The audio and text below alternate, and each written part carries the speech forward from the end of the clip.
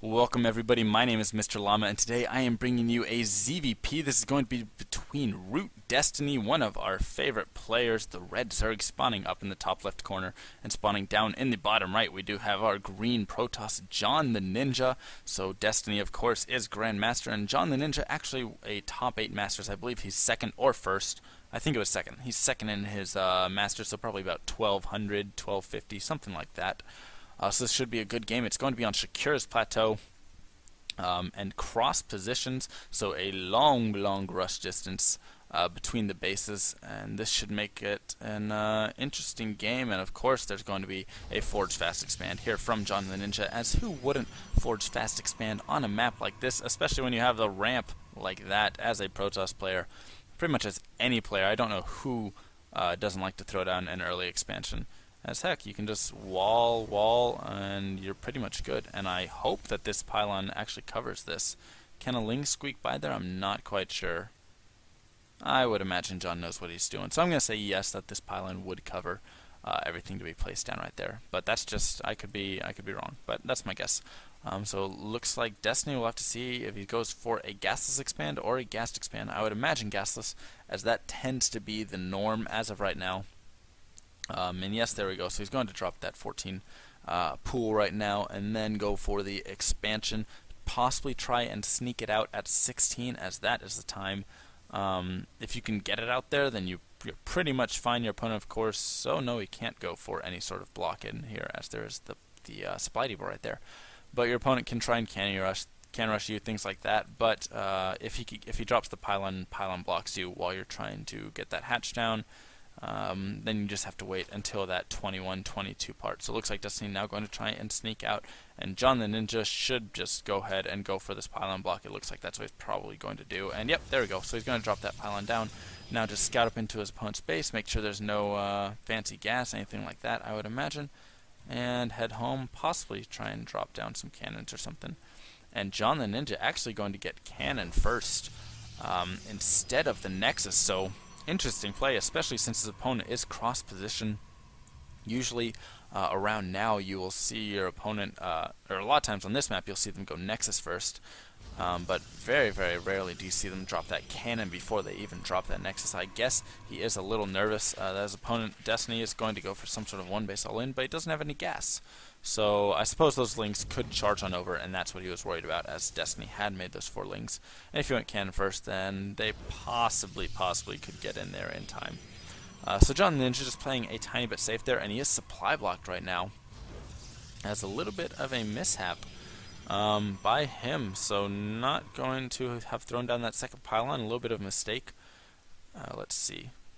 Yeah, maybe not. So a lot of times actually you'll see the Protoss player, I think you cut probes at 17, if I do believe. I don't play Protoss, but I am trying to learn, so I think you cut at 17, and then you get down this Nexus, and then you can like pylon block, and then when you throw down your next pylon, that's when you resume your probe production, something like that.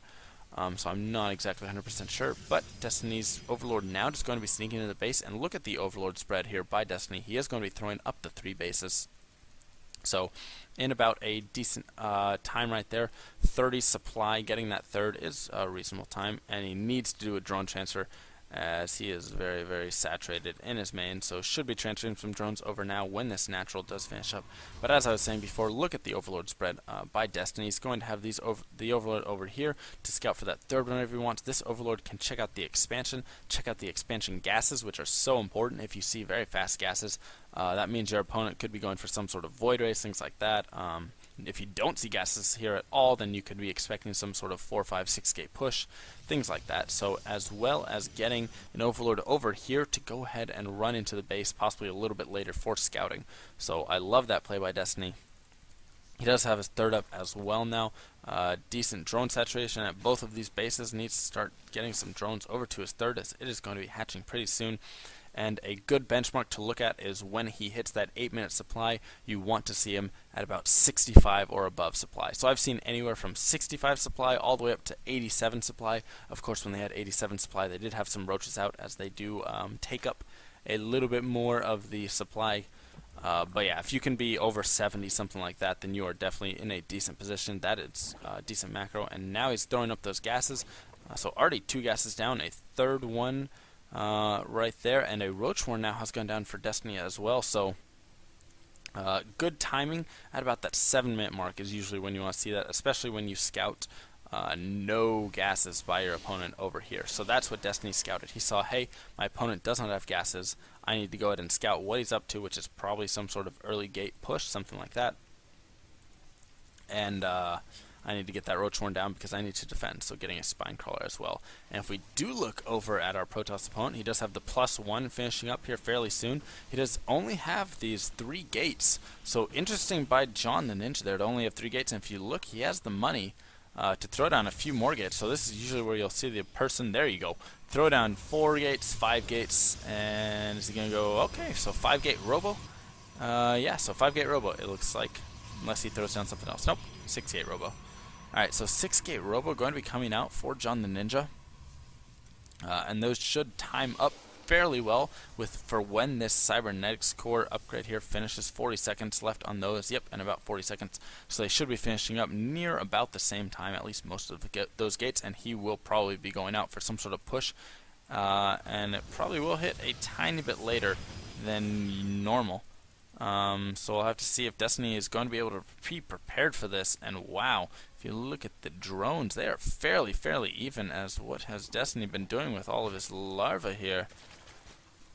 So there we go, there's a big round of drones. Okay, so getting 3 evolution chambers. So Destiny going for the triple upgrade.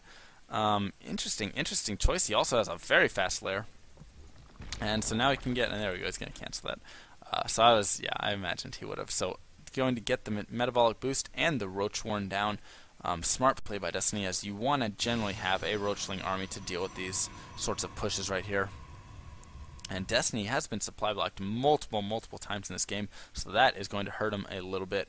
Especially as this push does move out, so Destiny needs to get unsupply blocked or he will start having too many minerals banked when this push hits, and that could be deadly for him. And JonTheNinja now pushing out here at about that 10-15 mark, which is about the time that you want one of these pushes to actually hit. Will he have an Immortal out in time? Yes, so 1 Immortal, and he may wait for the 2nd Immortal, so as I was saying, it's going to be a little bit later if he does wait right here, which it looks like he is.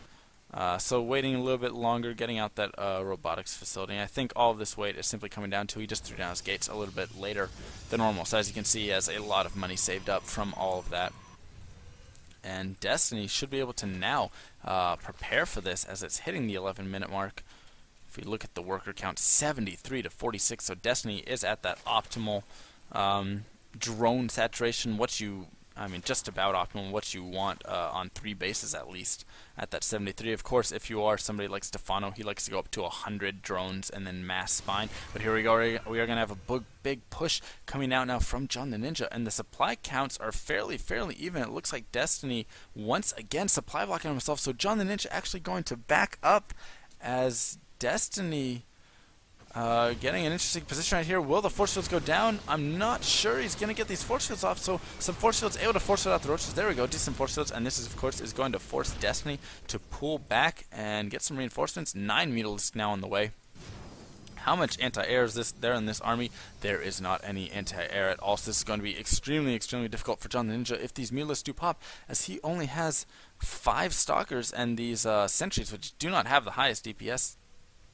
So if they do swarm in with the mutalisks, that could be deadly. But JonTheNinja probably going to be able to pick off this 3rd base, it looks like, as Destiny's units are all kind of clumped up over here at the 3rd. So some mutalisks do pop now, and they're going to try and charge in, do a little bit of damage. But will he just lose free mutalisks? No, he's just going to go straight for the base trade instead. So heading right at his opponent's base.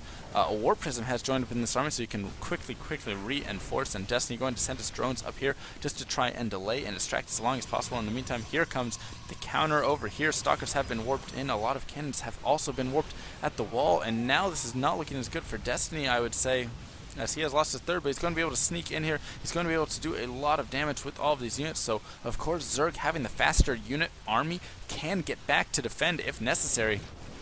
A lot of spine colors are going down. If all these spine colors could finish, this could be huge, but it looks like JonTheNinja pushing in just before most of them are finishing. I'm not quite sure he's going to be able to do it, though, as so many spine colors are finished up there. There are still 8 spine colors. It looks like JonTheNinja going to be struggling. He does lose his natural right there and pushing in. Too many spine colors to deal with this. Yes, Destiny is going to be able to hold this, it looks like, with the Mutalisk over top, as well as there are only these sentries right here to really do the damage they need to do.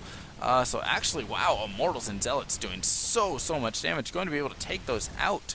So wow, I was wrong. I completely thought that Destiny's army had it, but with a nice warp in from the Warp Prison right there, he's going to be able to clean that up, and it is completely turning into a base race. Some more Zealots have been warped in back here to try and defend, so some free Lings going to go down, but the Roaches and Mutas should be able to clean up these Zealots fairly quickly. He's going to be able to take out the Cybernetics Core, take out all of these gateways, so no more reinforcements will be able to be had, and it is basically going to turn into either who kills off the opponent's base or who kills each other's army, and who has the stronger army. I'm not quite sure. That is a lot of Mutalisk, and I don't think that JonTheNinja really has enough anti-air to deal with that. That's the problem that I see right now. So it looks like instead ROOTDestiny just going to continue to focus on this base. He's going to pick off all those probes. So there's not a single probe outside of JonTheNinja's base, and this could be bad for him right now, as he only has these pylons to defend, and he is just going to GG out, as none of the probes are able to escape to set up any sort of hatch anywhere away from his base, while Destiny can sneak down that hatch. So GG, well won by Destiny right there. His Mutas did not quite get out in time to defend that third. It kind of put him in a tricky situation, as that Protoss army is so strong, especially with all those force fields, to force field off those Lings and Roaches, and instead he opts for the base race and wins it fairly well. So good job there by Destiny, and a nice win.